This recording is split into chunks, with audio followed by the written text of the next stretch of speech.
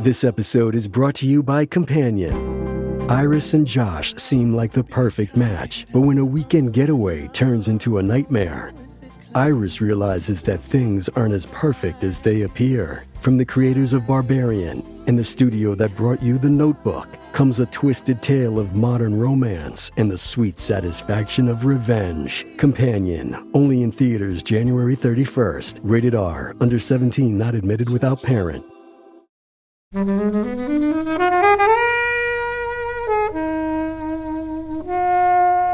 Everything already goes so hard from the very beginning, and I loved that. I loved that they never tried to do like, ooh, what's happening? It's like, no, death wants you dead and you will die. I remembered what all the deaths were going to be roughly, but rewatching it the other day, what I didn't remember was the bizarre parts of the script, like an early scene where Alex's friend pulls him aside before the flight and insists, like, bro, we have to take a shit together. It was so bizarre. Hey everyone, welcome to this episode of Flixwatcher podcast. Today I'm joined by Tansy. Hi. Eliza. Hello. And Helen. Good morning. And we're going to be talking about Final Destination. That's the first one, not the Final Destination, just Final Destination. Thank you as always to mighty people for their mighty tunes that you can hear right now. And thanks to Ben from Rockwood Audio for editing this podcast. Please do remember to head over to Spotify and Apple Podcasts and Pocket Casts and give us a 5-star review and a glowing rating. That doesn't make any sense, but you know what I mean. Join the conversation with us on Twitter at FlixWatcherPod and also on Instagram or Blue Sky or Threads at Flixwatcher.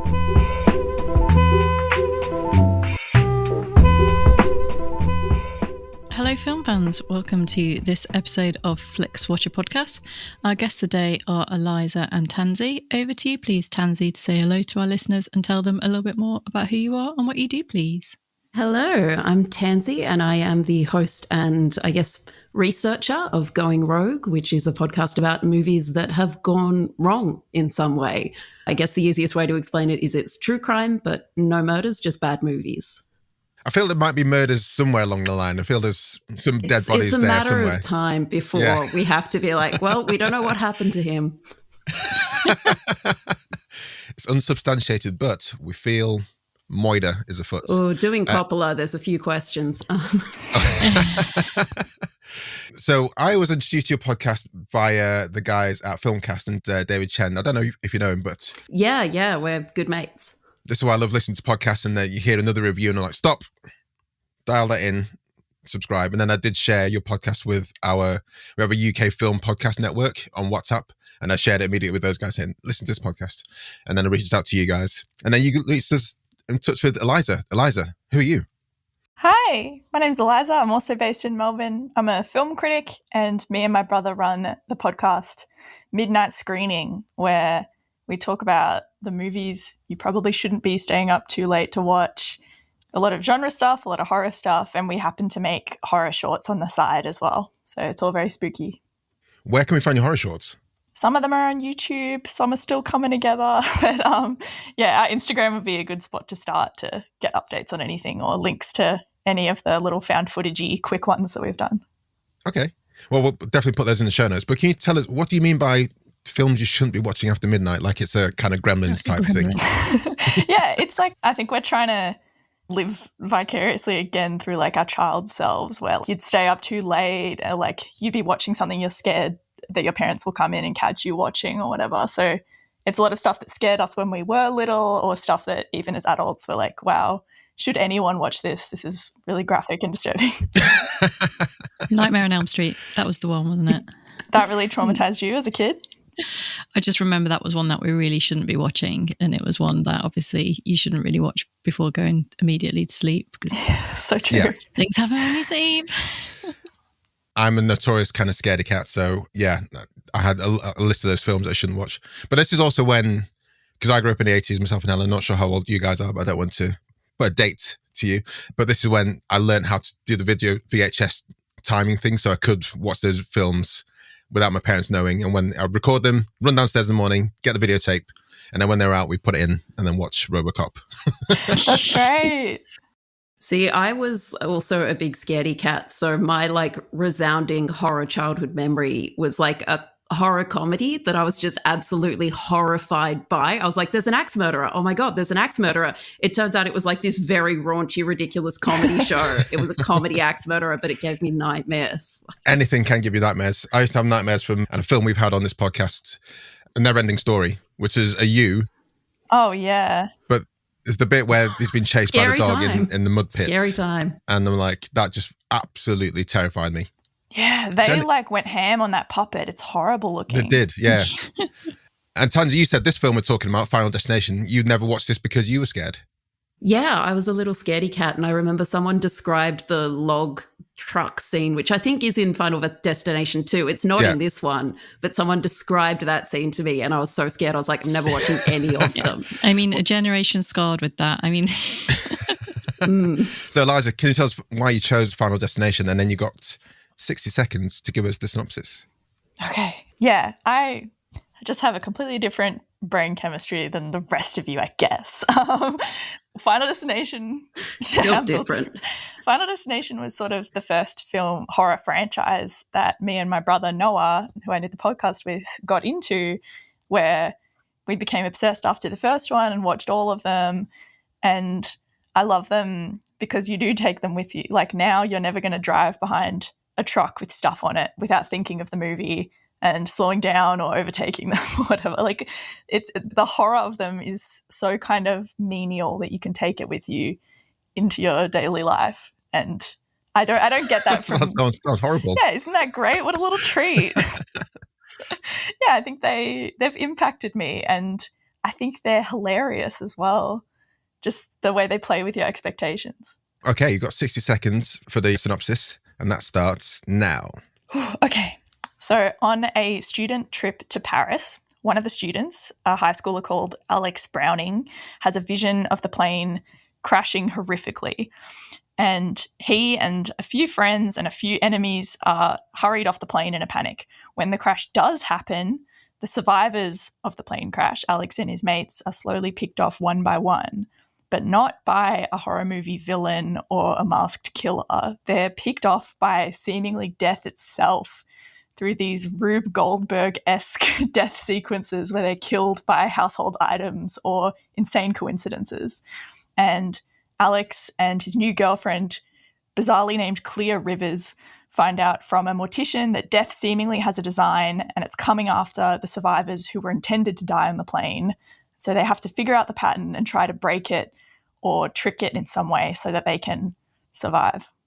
Oh, just in the timer. Really? There you go. Beautiful synopsis. Thank you. Well done. Okay. I'm going to throw it to Tansy first because this is your first viewing. Was it as scary as you imagined it to be? Not at all. It was so much funnier than I thought it would be. I had a great time with the really Rube Goldberg style deaths. And I think I'd sort of imagined that, like a lot of horror franchises, this would be one that kind of escalated over time, and that the first would be kind of grounded and a bit more sort of realistic, like the first Halloween movie where it's really tense and these long sequences where you don't know what's going to happen. And instead it just goes straight in. It's like the water is coming to kill him. It's going to make him slip over, maybe cut his throat with a razor. Oh no, now he's fallen. He's grabbed the shower curtain. He's going to hit his head. He's being strangled by like a washing light. Like everything already goes so hard from the very beginning. And I loved that. I loved that they never tried to do like, ooh, what's happening? It's like, no, death wants you dead and you will die and you don't know how. With that scene in particular, I can remember, I haven't seen it since it first came out. I don't think I saw it in the cinema, I think I got it on VHS. That, again, how dating myself here. When it first came out. But I remember now rewatching it because I could remember, because he could have died in a few different ways. The worst way would have been if he was, for me, when he's like picking his nose hairs with the scissors. Yeah, and, with the really long yeah, and if he tweezers. just slipped and like landed on that, and that's how I thought he was going to die. I couldn't remember that being a thing. Yeah. But that, I'm kind of glad it wasn't. The teacher sort of going through 6 different sharp or burny objects in the kitchen, just glancing by each of them until she manages to impale herself on a kitchen knife. It was almost like a Naked Gun skit, wasn't it? Like, yeah. It's really like, it is very funny and it is a really great mix of horror comedy, because it is that constant like yeah. So yeah, I had a really great time with it. Yeah, even though I have seen it a bunch of times, I had the pleasure of watching it with Tansy, which is really nice. And nice. like the movie, it engenders such a sense of like interactivity where when you're watching it, like I've seen it and yet I still got tricked into thinking like, oh no, he's totally gonna jam those nail scissors up his nose.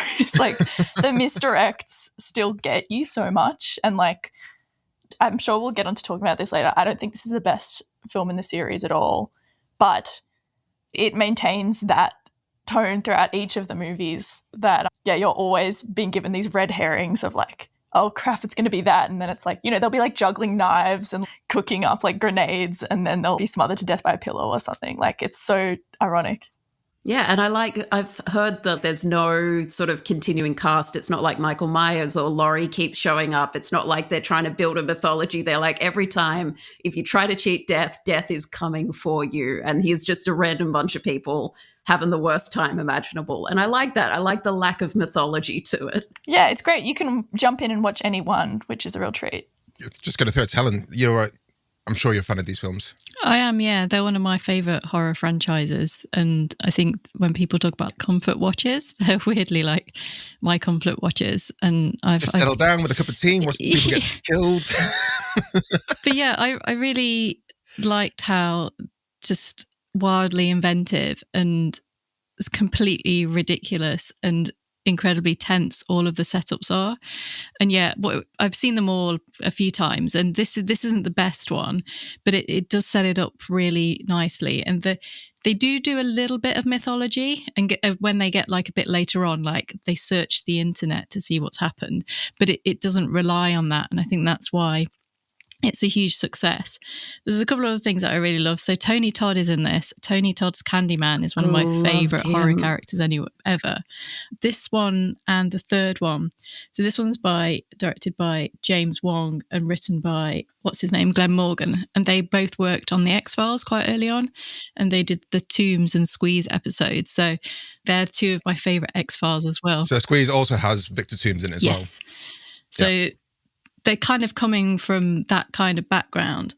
And yeah, there's just loads of things that I really like. It's kind of the first sort of like the mythology of John Denver and the little songs like that. And there's a cool soundtrack in this one. We've got 9 Inch Nails in this soundtrack, which is a very, very naughty, a naughties kind of thing. But yeah, there's lots of fun deaths. I think I actually wrote them all down just so that I could remember them. But we've kind of got the slow garrote, which comes as a surprise. The bus, which is a good one, short but sweet. Box of knives. Poor old Billy loses his head. And then the big sign. And then it ends, which is the greatest ending ever. Because you're like, but what happens? And if you've seen the second one, then you'll know a little bit what happens. Oh, I can't remember. That means I need to watch it. At the moment, as we're recording in the UK, all of the Final Destinations are on Netflix. So if you've not seen it before, guys, do have a watch. Future guests as well, like all 4 are for the picking. I want to just kind of sit in the 90s-ness of it all for a minute. Yeah, we were talking about how it's such a pre-9/11 movie in a lot of ways. Like, obviously, graphic plane accident, but even just the depiction of the FBI investigating and everything, it just screams pre-9/11 in so many ways. When Helen talks about the X-Files connection, yeah, those FBI agents, that is a clear line between them, isn't it, as well? Ween and Shrek. I don't know whether to trust IMDb trivia, but that would have you believe that it was originally conceived as an X-Files episode, the Final Destination concept, where it was going to be a one-off. It's not outside the realms of possibility. It might have been beyond their budget, though. They might have said, so we're going to blow up this plane. They were like, well, we're not, because we've only got this amount of money. So you could have a plane wheel fall off. So that would have been we would have seen it from the perspective of Mulder and Scully instead of from the kids. Yeah, presumably. Yeah. That's an interesting idea anyway, to Final Destination Twisted. Twist. I don't know. I know what I'm thinking. Yeah, bringing it from Agent Shrek's perspective. I mean, I think that's a strong concept. I couldn't believe them as stand-ins for Mulder and Scully. Like, just the complete opposite of their, like, extremely sexually charged, charismatic dynamic. Like, instead, it's 2 guys called Ween and Shrek. That's crazy. I was just going to say, you just reminded me, like, weirdly for horror films, there is no sex in Final Destination films. They're not heavily sexy, which is quite unusual for the genre because a lot of horror happens in the 90s as well. Yeah, particularly teen slasher kind of. They do have a really strange romance in this film. Yeah, it sort of happens off screen. Suddenly it's like, baby, you got to look after yourself, baby. And I'm like, these guys. She made him that sculpture, that crazy sculpture of himself. She did make a weird sculpture before they'd ever talked about him. So, you know, it is true love. It does go to show if you make a sculpture with someone's head on a spring. On a coil, yeah. Yeah. Then you're in there, guys. Their energy, I guess. It's like strange. Again, the 90s-ness of it all was Ali Larter as but in this as the ugly girl, like the weird one. Yeah, I only knew her from Heroes, so it was very strange to see her acting, which I had never seen before because I'd only seen her in Heroes. Yeah, but oh boy, it's better than Heroes. Really? You got an episode talking about Heroes, which is season 1 was one of my favorite TV shows ever. Talk about how it spirals. Yeah, season 2 happened, unfortunately. Yeah, the perfect series 1, like. Yeah, save the cheerleader, save the world, clear idea, series 2. But yeah, if you do want to hear all about that, go to Going Rogue. There's a few of the podcasts, but look for the one that has a Stormtrooper's mask on it and in yellow kind of Star Wars writing, Going Rogue, and then download all the episodes. And then you can work your way through, and there's an episode about... go through them by order. And there's an episode about Heroes and how that went wrong. I wanted to, so in terms of 90s-ness, 2 other people are Kerr Smith and Sean William Scott, who are playing the complete opposite of the characters they normally play in real life. And I remember watching this the first time and just being the thing that jarred me the most was Jack McPhee from Dawson's Creek being an absolute knobhead. And Stifler being the good guy, being like a measly good guy. And I was like, I don't remember that, but I watched it again this time. I remember casting my mind back to when I watched it the first time thinking, this is really weird. Did that throw you guys for a loop or is that just acting? I don't know. Totally. I was telling Eliza when we watched it, I don't really know the American Pie movies that well either, but I do know Sean William Scott from Bulletproof Monk, which was a terrible B Chow Yun-Fat action movie. So the whole time I was like, yeah, it's Mr. Bulletproof Monk, which apparently is not a universal reference. No. Yeah, Sean William Scott plays such a wild character in this movie. We kind of came up with a loose theory while watching. I think he's been bigged, like in the Tom Hanks movie Big. Like, right. Sean William Scott in the movie acts like a 12-year-old. Like, everyone else drives around town. He cycles around town.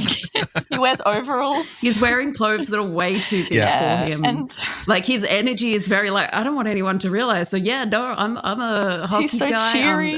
I'm getting my driver's license. I'm a grown man.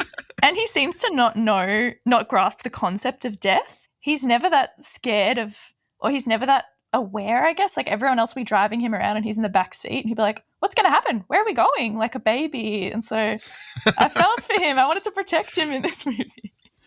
Yeah, he gets a good death. Yeah. He gets a good one. And then I feel like in every Final Destination movie, or most of them, there's always a character that takes the news real bad. Like part of the character dynamics is always seeing how different people kind of react to the diagnosis that like death is coming for them.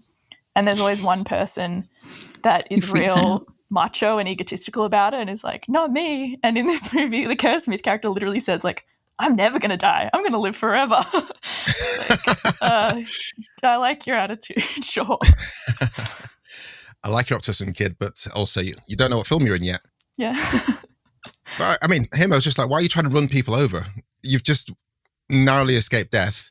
Why do you want any more of your friends to die? And why do you want them to potentially die at your own hand? I mean, it's just... That said, if I was in a Final Destination and I knew there was a death order and there was someone ahead of me, the risks I'd be taking. I'd just be like, nope, death's waiting. Death's got a to-do list and I'm not there yet. Before we head to the scores... Hey there, Ryan Reynolds here. It's a new year, and you know what that means. No, not the diet. Resolutions. A way for us all to try and do a little bit better than we did last year. And my resolution, unlike big wireless, is to not be a raging and raise the price of wireless on you every chance I get. Give it a try at mintmobile.com/switch. $45 upfront payment required, equivalent to $15 per month. New customers on first 3-month plan only. Taxes and fees extra. Speed slower above 40 gigabytes on unlimited. See mintmobile.com for details. Got to ask, which is your favorite death scene? It's the teacher dying for me. I enjoyed the teacher dying, but the sheer unexpectedness of the medal taken off Sean William Scott's head, because you're so expecting it to go for Kerr. Yeah. You're just waiting for it to take him, and then just out of nowhere. Yeah, I really enjoyed that one. And you said a teacher, Eliza. What about yourself, Helen? Oh, it's a tricky one. I might go for the final death because it's so chaotic and so into the kind of mythology. I don't want to say too much about it, but if you've seen the other ones, then it's kind of like a little bit exciting rewatching it. So I'm going to go for that one because... Just clarifying, you mean the sign at the end? Yeah. Not the crazy evil power line going for water and gasoline? The fake death where you think, oh, he's been killed by electrocution. He hasn't. They go to Paris and it's going for Alex, but he manages to be saved, and then in a extremely comedic style, someone else gets splattered and then it ends. I think my favourite death is I don't know what her name was. I don't think the scriptwriters cared. Kerr Smith's character's girlfriend getting splattered by the bus. Oh, getting Regina George straight out of the movie. Yeah. I was just like, I remember thinking, because it just came out, because all the other deaths had a build-up to it. When you rewatch it, there is a bit of a build-up to it, because you know when it's coming. You're like, oh, okay, I can see where it's coming. Yeah, but if you haven't watched it the first time, maybe Tansy can confirm this. It was just like she walked backward and bus comes out of nowhere. Yeah, because you do get the reflection of the bus coming, so you figure that there is something coming. It is bus-shaped, and there's kind of a couple of other beats before it that seem like they could be someone about to get wiped out by a bus, because you've got Billy on a bike, you've got dangerous driving from Kerr Smith. So yeah, there's sort of multiple bits where you're like, when's it coming? And then just out of nowhere, like there's no build up, no lead up, just out of the movie. She was asking for it though. She was giving this monologue about like, I refuse to be scared, and if you guys are blah, blah, blah, then you can just drop dead. It's like, I'm sorry, you knew, you caused that to happen. Another thing before we get to scores is, I was kind of thinking, no one seems to be that fussed about all their friends dying. They seem to get over things quite quickly. It was a different time in the 90s. Friends just died. This isn't royal. They had a statue. They had that horrifying statue of an eagle. Weirdly threatening, like borderline fascist imagery statue for all of those kids who died. Listen, it's only 98 minutes. There isn't time to have mourning. You've got to get through those deaths.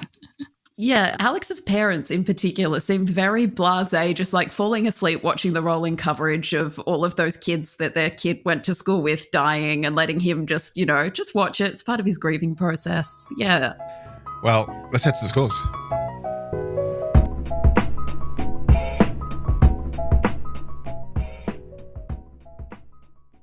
I'm Sam Clements, host of the 90 Minutes or Less Film Festival, another podcast in the Stripped Media family, a podcast that celebrates movies under 90 minutes long. Each episode, I'm joined by a special guest who selects a movie to join our prestigious lineup. Past guests have included fellow Stripped Media family members Martin and Sam from Song by Song, and Kobe from Flixwatcher, and Dave from The Wire Stripped. Search for us now on the app you're currently listening to this podcast, or join us at 90minfilmfest.com. Welcome to the Flixwatcher scores. They are always out of 5, and you can have decimal places if you wish. And we'll start with you, please, Eliza, with your recommendability.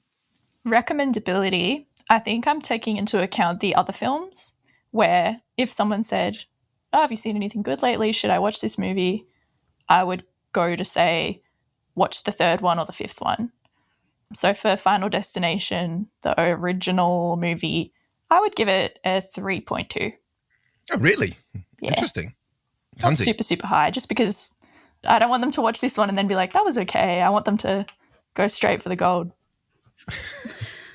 Yeah, I'd probably go a 3.5, where I would recommend it if someone was asking if I recommended it, but I probably wouldn't recommend it unprompted, if that makes sense. But yeah, I had a great time with it. It's just not necessarily something I'd be like, you got to do this now. Helen? So yeah, I agree. It's not the best. And in terms of like the opening main death, this is absolutely terrifying. Like it's really like a real fear. But the setups get more intricate and more inventive as they kind of go along. But that said, I would still recommend it as a 4. I think it's a lot of fun. It's really short. And if you've maybe seen like some of the later ones, but not this one, then it's good to watch it. And you can kind of watch them in any order as well. It's like a bonus of the series. Yeah, I'm surprised I'm going to be the highest of you guys. I'm saying 4.15. I say, look, yeah, it's all on Netflix at the moment in the UK. Start with the first one, you might as well, and work your way through. I think I've only seen a couple of these in the cinema. One was the one that one of them 3D. was the 3D. Oh, I can't remember which one that was. Was it The Final Destination? That was The Final Destination, which wasn't the final destination. Okay. Can I guess just at random, was that the 4th one that they called The Final Destination? Yeah. Was it? It's always 4th. Yeah. They're like, we got to do something different, put a the in it. Put the definite article at the front, guys. They're teasing the 6th. Like they've been teasing a 6th for a while now, but please give me the 6th. Give me more. Give me the 6th. I think it's going to be called Final Destination Bloodlines. Yeah, right? Yeah. So I'm like, oh, it's going to be like... That suggests it's going to tie into a larger mythology, which is perhaps not necessary. Yeah, I don't know. See, my pitch for a new Final Destination would be give it to Eric Andre and do it like Bad Trip. Make it a live interactive prank kind of like just have people be part of that. And then they die at the end. Oh my God. And that's simultaneously like hilarious but terrifying at the same time. Ethically questionable, but I'd watch it. We'd have to get some of the Jackass guys in there as well. Yes. I really want them to do a single location one where it all takes place over like 3 hours at a wedding is my top pick, or like a music festival or on a cruise or something. Music festival would be good. Yeah. They've not really done much drowning. So yeah, I think a big cruise one could be really good. There's so many ways to die on a cruise ship too. Yeah. And there'd be a lot of like food poisoning as well and puking and maybe people like dying on the toilet. I think what will happen is that they'll look at Speed 2 cruise control and say, nope, cruises don't work in films. Triangle of Sadness, We've tried all the we've tried all the things we can do with cruise movies, and they don't make that much money. Is there a world in which you could argue Triangle of Sadness is a Final Destination movie? Potentially.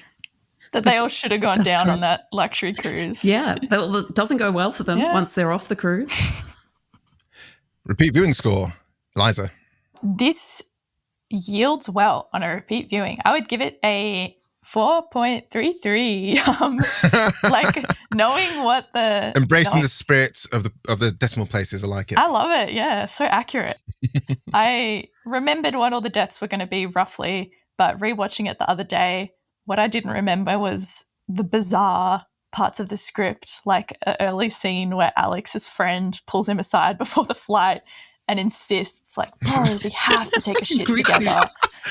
It's so bizarre and like, and it's so intricately shot too. Like they really broke out a jib for that shot of these two best friends. Camera taking the swirls dump all around, together. doesn't it? What? Yeah.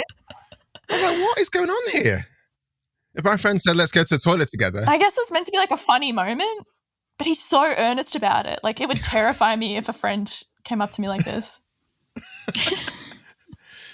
Maybe now we're out of our teen years. Maybe it's more acceptable, or like, I think I remember, I don't know, maybe the urgency of like, we don't want to appear like a knobhead in front of the people we fancy. So we kind of do everything to make sure that that's not going to happen. But surely you could make the argument of like, we both need to poop before this flight, but the argument of we need to poop together now.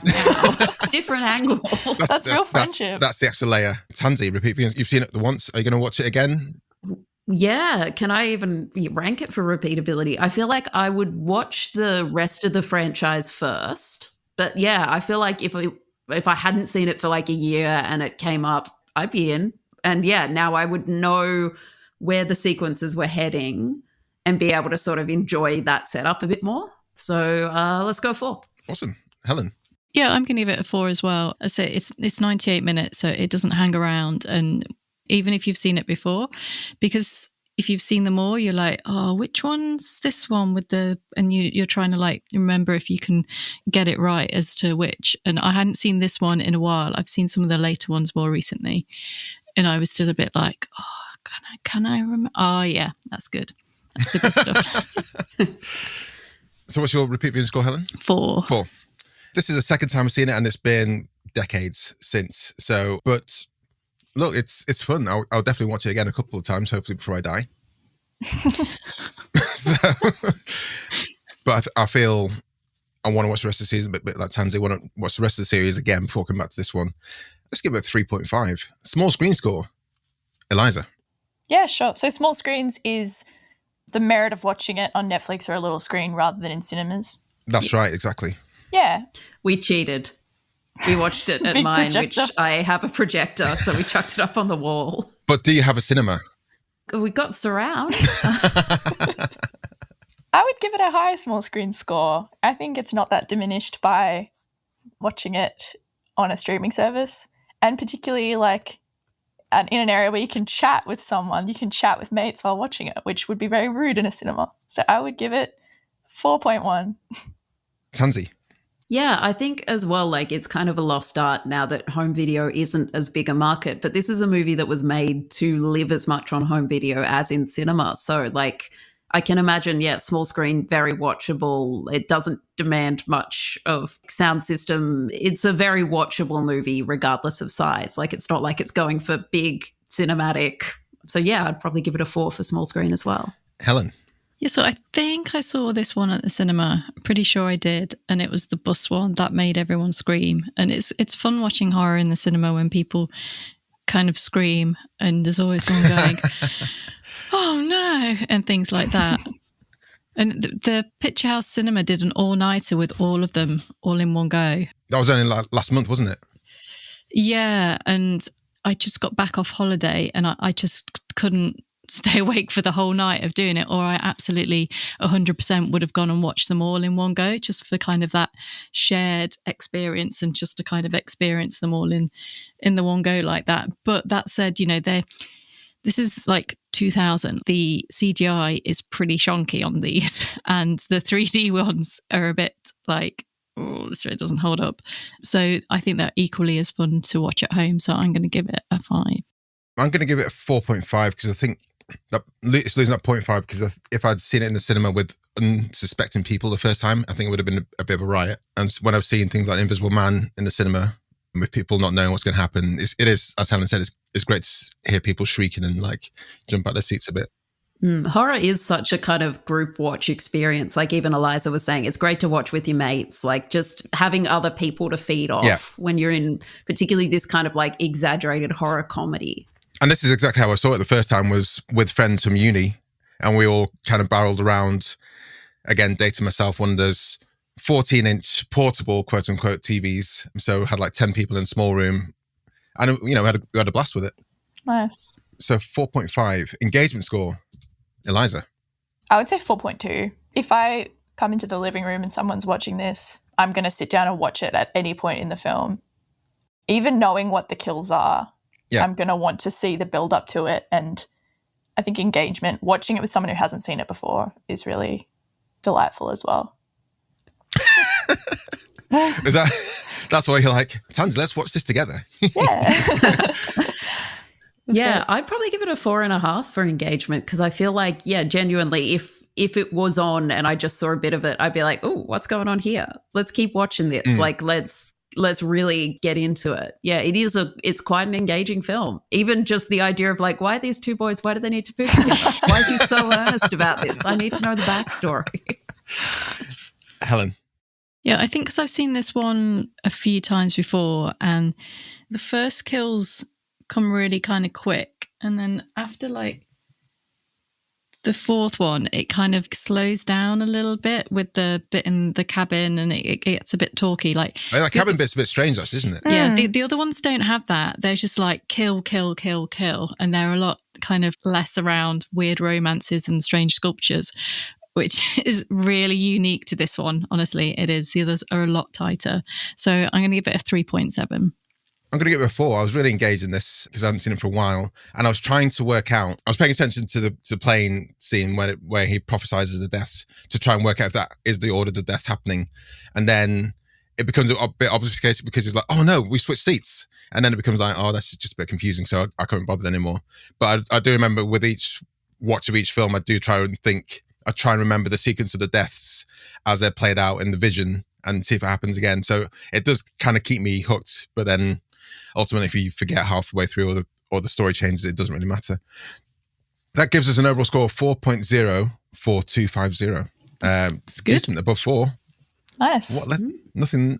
I guess we just slightly low in recommendability because other people recommended the other films more than this one.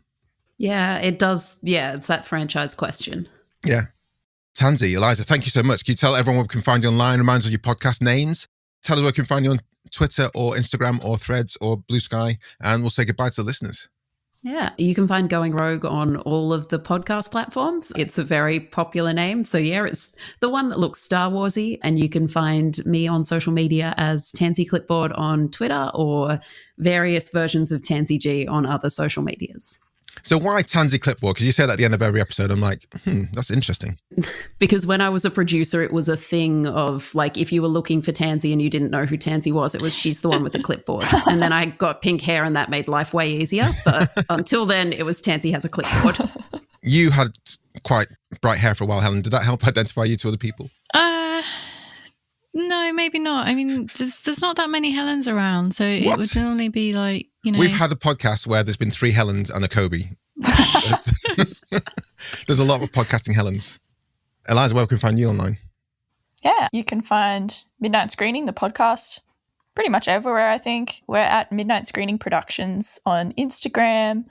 And then for me, I'm kind of only on Twitter at Eliza_Janssen, JANSSEN.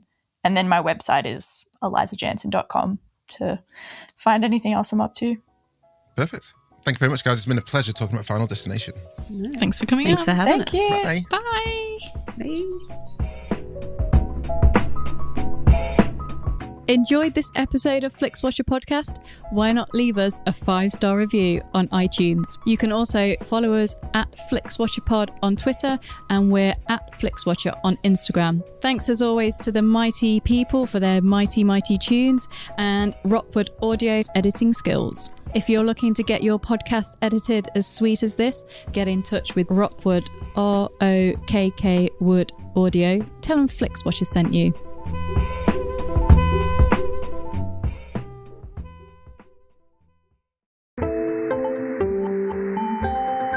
You just heard a Stripped Media production.